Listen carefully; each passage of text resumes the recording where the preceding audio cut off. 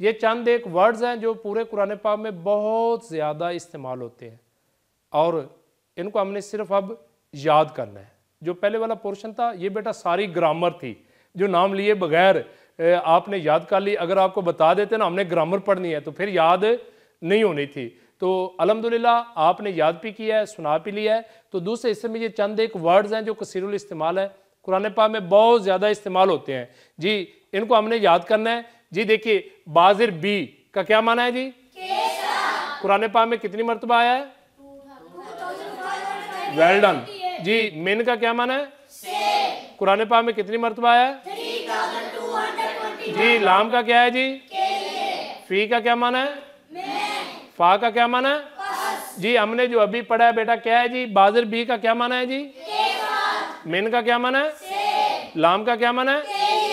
फी का क्या माना है? और फा का क्या माना है जी? बताइएगा बेटा आगे क्या है जी? अन का क्या माना है? वाव का क्या माना है? अला का क्या माना है? इला का क्या माना है?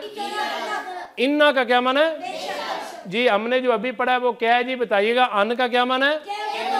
वाओ, अला, इला, इन्ना जी। बताइए बाजिर बी का क्या माना है?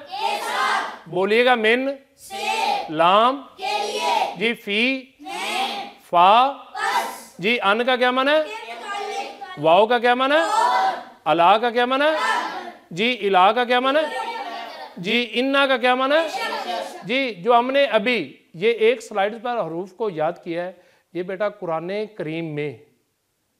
करीम में ये 25,000 से ज़्यादा मरतबा इस्तेमाल होने वाले अल्फाज हैं और टोटल वर्ड्स तकरीबन 75,000 है। गोया कि हमने एक स्लाइड पर 1/3 वर्ड्स का तर्जमा करना सीख लिया है। अगर हम पढ़ेंगे, प्रैक्टिस करेंगे कुरान करीम से तो 25,000 से ज़्यादा जगहों पर आप कुरान करीम का तर्जमा करने के काबिल हो जाएंगे जी। देखिए जी